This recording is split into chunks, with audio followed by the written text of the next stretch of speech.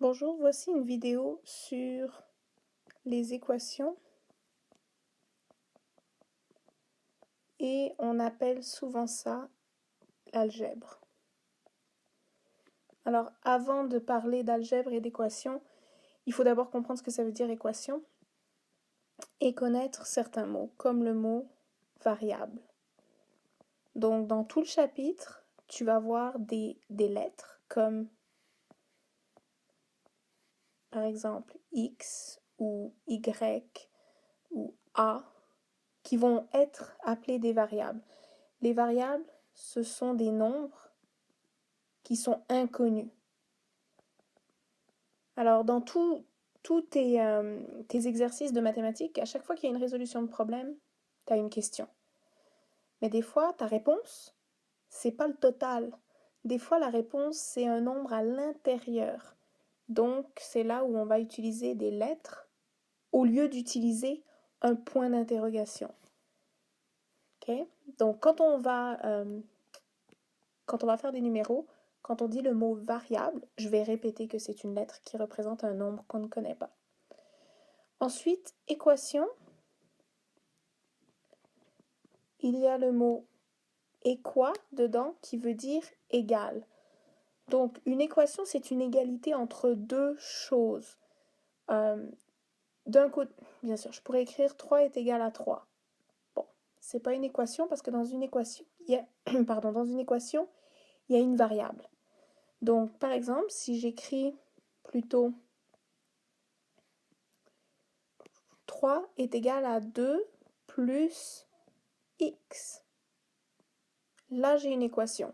Parce que d'un côté, j'ai quelque chose qui vaut 3. Parce que l'égalité ici me dit que les deux sont égaux. Donc 3 et 3.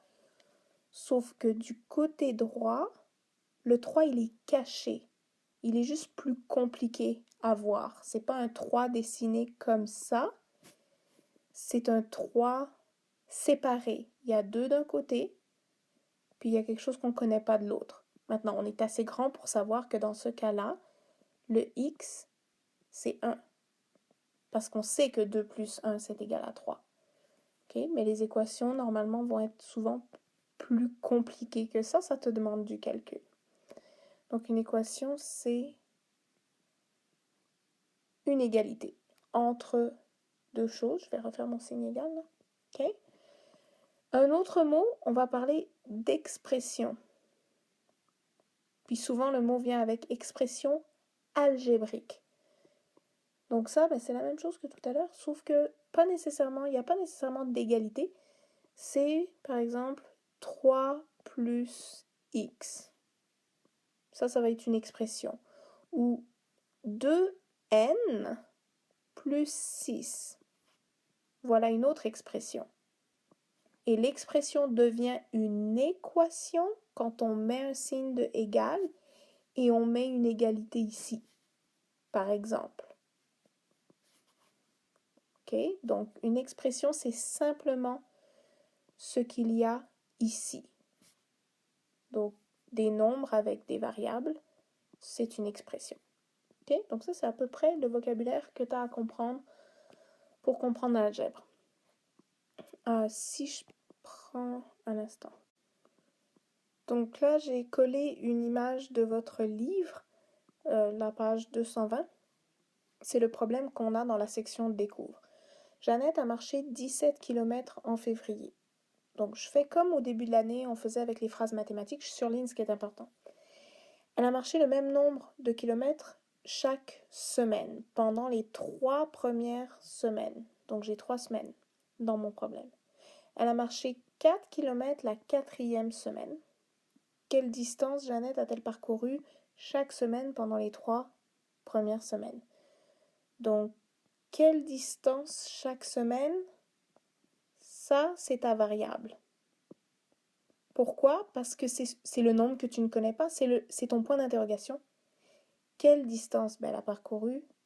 Point d'interrogation, kilomètre, chaque semaine. Donc ça va être ta réponse. Mais là, on ne sait pas. Vu qu'on met un point d'interrogation, c'est un peu compliqué dans une phrase mathématique d'avoir un point d'interrogation. Donc, on va remplacer par une lettre et on choisit une lettre qui nous aide à nous souvenir quelle est la question. Donc ici, on va choisir la lettre D pour distance. OK? Donc on dit que Jeannette a marché 17 km en février. Donc ça, c'est en tout. En tout au mois de février. Non, j'arrive plus à écrire. Excusez-moi, c'était bloqué. Donc en tout, c'est le total. Donc si je fais une expression et une équation, donc avec une égalité au milieu, comme on a vu tout à l'heure, je sais que mon équation va être égale à 17 km. Qu'est-ce qui est égal à 17? Ben, elle a fait le même nombre de kilomètres, donc ça c'est mon D. Ok, donc elle a fait un nombre de kilomètres chaque semaine pendant 3 semaines. Donc elle a fait 3 fois D. Donc là, je ne sais pas si on te l'a déjà dit, mais quand on colle deux nombres, ça veut dire que c'est une multiplication. Elle a fait 3 fois la distance. Et la 4e semaine, on dit, elle a fait 5. Donc là, j'ai 3 fois la distance que je cherche, que je ne connais pas, plus la dernière semaine, elle a fait 5, je le connais, c'est égal à 17 en tout, au total. Okay? Donc ça, c'est mon expression algébrique de ce côté-là. Et mon équation, c'est tout ça au total. C'est mon équation de ce problème-là. Maintenant, si j'ai 3D plus 5 est égal à 17, ben là, ce qui m'intéresse, c'est D. Je veux savoir combien vaut D. Je peux essayer. Okay? Donc, si je dis, OK, moi, je pense qu'elle a fait 2 km.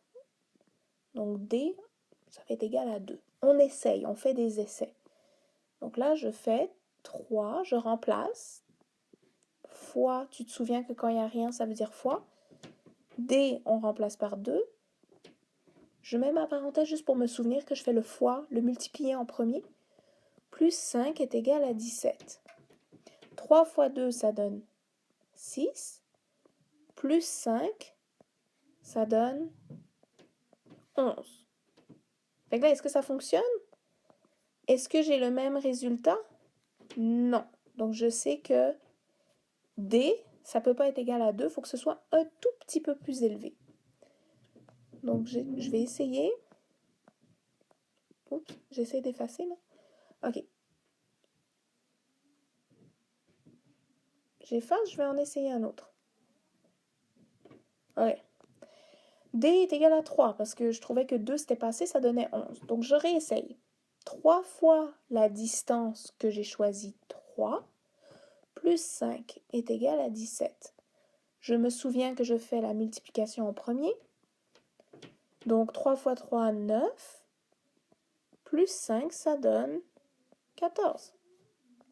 Est-ce que j'ai le même résultat? Non, c'est un peu trop petit encore, donc ça ne fonctionne pas. D n'est pas égal à 3 dans mon problème. Donc, on va essayer 4. J'augmente un petit peu à chaque fois. Ça peut être long de faire ça, hein? Donc, D est égal à 4, donc je fais 3 fois la distance 4 que j'ai choisie, plus 5. Je fais ma multiplication en premier, ça fait 12. J'ajoute 5, ça fait 17. Ce que je cherche. Je l'ai, donc D est égal à 4. Donc ma réponse pour ce problème sera qu'elle a fait 4 km chaque semaine. Tu m'excuseras, là, j'écris pas semaine au complet, j'ai pas assez de place. Donc ça, c'est une façon de faire. Dans le livre, dans ton livre de maths, on te présente aussi la façon de la balance.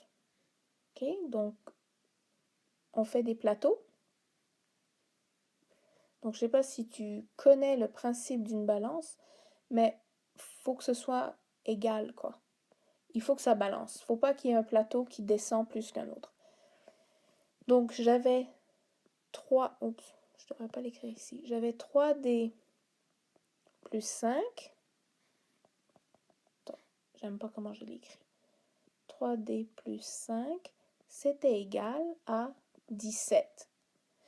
Donc, ça veut dire, si je traduis, que ici, j'ai un bloc qui vaut 17. Ok, je sais que c'était des kilomètres, hein, fait que ça n'a pas rapport, mais on fait semblant, ok? On fait semblant qu'on change ça en grammes. Bon, je mets sur ma balance 17. De l'autre côté, j'ai un bloc de 5 et j'ai 3 blocs que je ne connais pas, mais qui sont pareils. Tu excuseras mon dessin, mais mes carrés sont pas pareils. Donc, qu'est-ce que je peux mettre dedans? Mais si chacun des blocs mesure 4, 4 plus 4, 8, 9, 10, 11, 12, 13, 14, 15, 16, 17. J'ai bien 17 de chaque côté. Sauf que ici, j'ai 4 blocs, puis ici, j'ai un bloc. Mais ensemble, les deux, c'est égal. OK? Il y a 17 des deux côtés. OK? Donc ça, c'est l'autre façon de le faire. Je vais le faire sans faire d'essai. Je vais prendre un autre problème. OK? Je vais aller chercher... Attends. OK, donc je suis allée chercher encore un exemple dans votre livre. OK? Donc ici, de ce côté-là... Oh, je suis avec le crayon blanc. De ce côté-là, la balance A, j'ai X. OK, on va mettre que le point d'interrogation ici, c'est X. Plus 3 plus 5, c'est égal à 7 plus 10. OK, c'est ça que ça me dit. Donc ici, je suis capable de dire, OK, ça fait 17, 7 plus 10. Et 3 plus 5, oh, ça fait 8. J'allais faire une grosse erreur de calcul. Donc, X plus 8, ça fait combien? Ben, regarde ça un peu. Si je décide d'enlever mon 8 grammes ici, je dois donc, de l'autre côté, enlever 8 grammes aussi. Donc, j'enlève les deux là. Mais là, la balance, elle est plus droite. Donc, il faut la garder droite. Donc, ici, on peut enlever 7. Puis, je peux enlever 1 gramme de 10. 1 gramme. Mettons que je pourrais couper ça.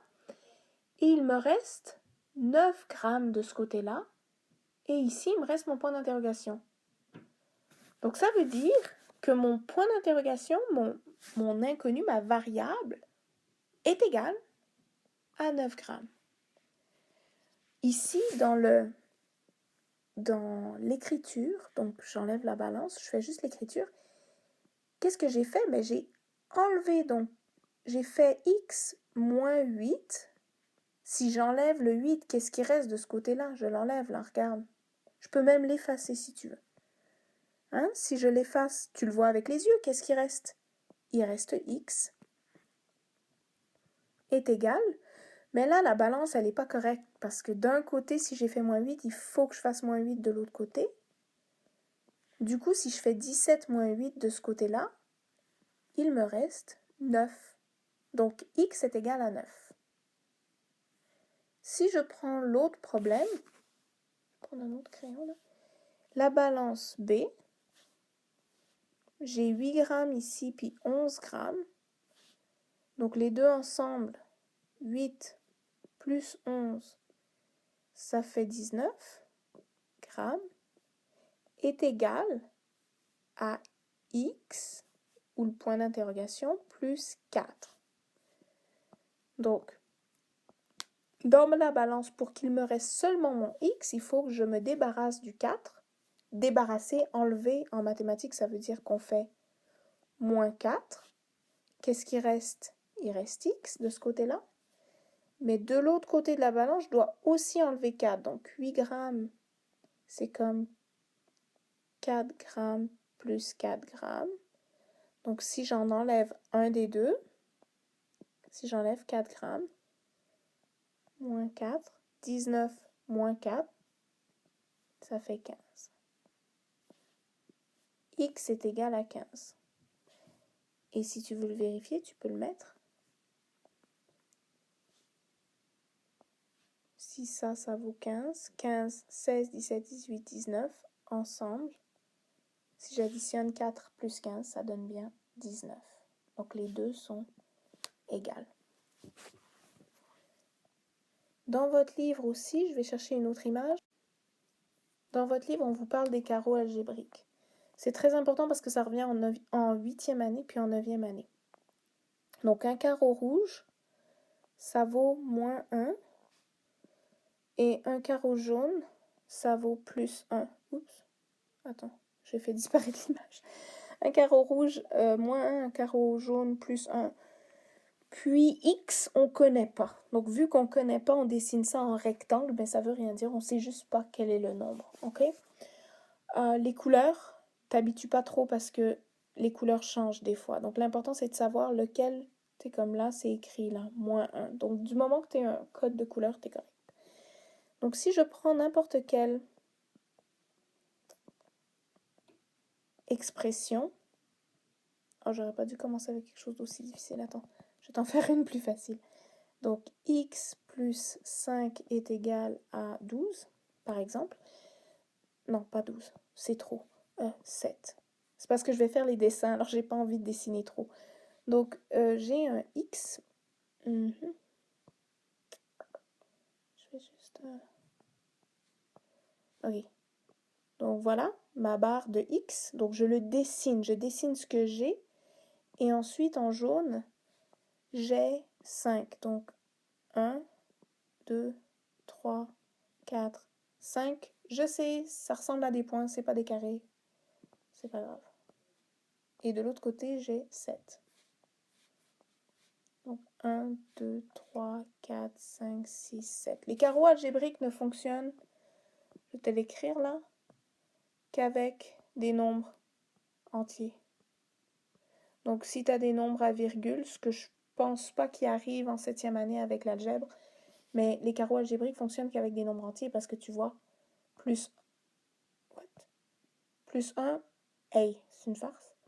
Excuse-moi là. Plus 1, moins 1, ce sont des nombres entiers. Là. Fait qu'il n'y a pas de 1,2 par exemple. OK? Donc maintenant j'ai ça. Et bien c'est un peu la même chose qu'on a fait avec la balance. Pour qu'il reste seulement x, il faut bien se débarrasser de ça. Donc si je les enlève, j'enlève aussi 5 de ce côté-là. Combien il me reste? Ben, ici il me reste mon x. Et ça vaut 2 carreaux positifs. Voilà, aussi simple que ça. Donc avec le dessin, c'est la même chose qu'on a fait tout à l'heure. Là, on a fait moins 5 de chaque côté. OK, moins 5. 7 moins 5, ça donne 2. Donc ça, c'est avec les carreaux algébriques. Je t'encourage fortement à le faire beaucoup avec les dessins. Puis une fois que tu auras beaucoup dessiné, ça sera plus facile. OK, il me reste 2 minutes. Après, ça va durer 20 minutes. C'est trop long comme vidéo. Je t'en fais quelques exemples d'algèbre comme tu devrais arriver à le faire après avoir fait plein de dessins. Donc, 3x plus 2 est égal à 18. Donc, il y a un mot que je n'ai pas utilisé, puis que je dois te dire, c'est le mot isolé. Isoler, ça veut dire mettre tout seul dans un coin.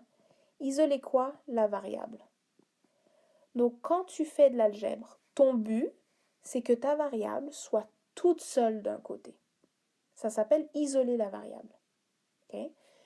Pour compter, pour calculer tes affaires en maths, tu as sûrement appris, puis si tu ne l'as pas appris, s'il te plaît, demande-moi une pancarte.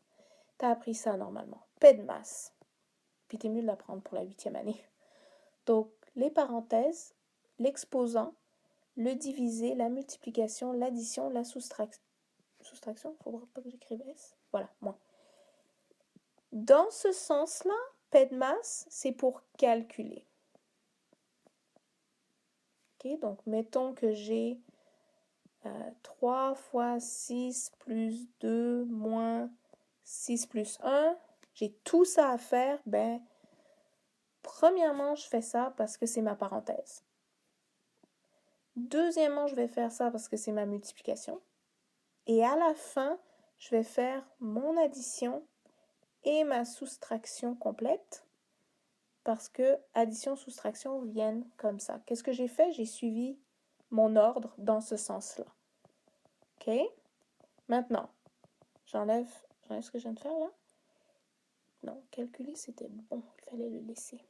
OK. Par contre, pour isoler la variable, on va dans l'autre sens. Donc, quand tu isoles la variable, je vais te montrer un truc après.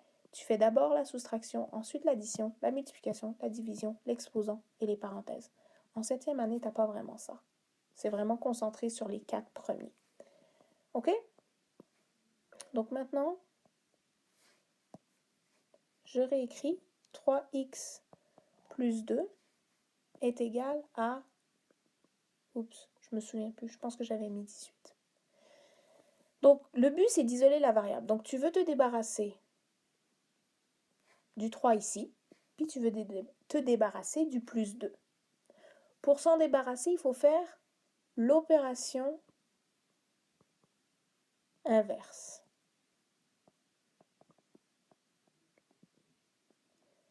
Donc, quand tu as un plus, pour t'en débarrasser du plus, tu fais un moins.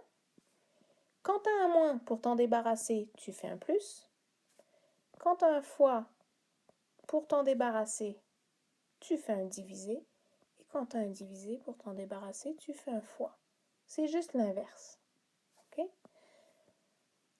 Donc, si ça, c'est pas clair, fais juste réécouter plusieurs fois cette vidéo. Il faut juste l'apprendre par cœur, ça. Les opérations inverses, très important. Donc maintenant, je dois décider quelle opération inverse correspond à mes affaires là. Donc 3x, quand c'est collé, on a dit c'est une multiplication. Donc tu veux te débarrasser de fois 3, opération inverse, tu vas devoir diviser par 3. Ensuite, tu as plus 2. Pour t'en débarrasser, tu vas faire moins 2. Donc il y a 2 étapes ici pour rendre ton x tout seul du côté du égal. Donc le premier que tu dois faire, on se souvient, je vais l'écrire ici, tu dois faire P de masse à l'envers. Donc là, j'ai un divisé, puis un moins, une soustraction. Donc qu'est-ce que je fais en premier? Je commence ici, je fais ma soustraction. Ensuite, je fais ma division. Donc ça, c'est ma première opération, ça, c'est ma deuxième opération à faire. Donc maintenant, je le fais comme avec ma balance tout à l'heure. Donc, qu'est-ce que je fais quand je descends en premier? Ma soustraction. Donc, je vais faire moins 2. De ce côté-là, du côté de mon expression, si je fais plus 2, moins 2, ça veut dire que j'ai enlevé cette partie-là. Donc, dans ton cahier, tu fais un X, toi. Moi, je suis chanceuse, j'ai un tableau, là, je peux l'effacer comme ça ne dérange pas mon cerveau. Qu'est-ce qui me reste? 3x. Je l'écris ici. Mon égal, je le descends bien droit. Crois-moi, c'est important, sinon ça va te mélanger. Qu'est-ce que j'ai fait à 3x? De ce côté-là, du côté gauche, j'ai fait moins 2, donc de l'autre côté, je fais moins 2. 18 moins 2, 16. Et là, je me rends compte que j'ai pas fait un truc exact. Laisse-moi juste arranger ça. Je veux que ça arrive juste. J'aurais dû prendre un exemple juste. Ok, excuse-moi. Je fais juste... au lieu de 3x, on va dire que c'était 4x. Ok? Maintenant, la deuxième opération que je dois faire, je l'ai dit tout à l'heure, c'est diviser par 4. Donc, je descends ça, je divise par 4. Si je divise par 4, ça veut dire que j'ai annulé mon 4. Qu'est-ce qu'il me reste? Il me reste seulement mon x de ce côté-là. Vu que c'est une balance, du côté gauche, j'ai fait diviser par 4. Du côté droit, je dois faire diviser par 4. Et 16 divisé par 4, ça donne 4. Donc, x est égal à 4. Si je retourne, 4x plus 2 est égal à 18. Mais je vais écrire, j'ai trouvé que c'était égal à 4, je vais le remplacer. Donc 4 fois x que je remplace par 4, parce que c'est ça que ma réponse me donnait, plus 2 est égal à 18. Est-ce que c'est vrai? La question, c'est là. Est-ce que ça, c'est vrai que c'est égal? P de masse, je fais ma multiplication en premier parce que là, ce que je suis en train de faire, c'est le calcul. J'isole pas ma variable, là, je suis en train de calculer. 4 fois 4, 16.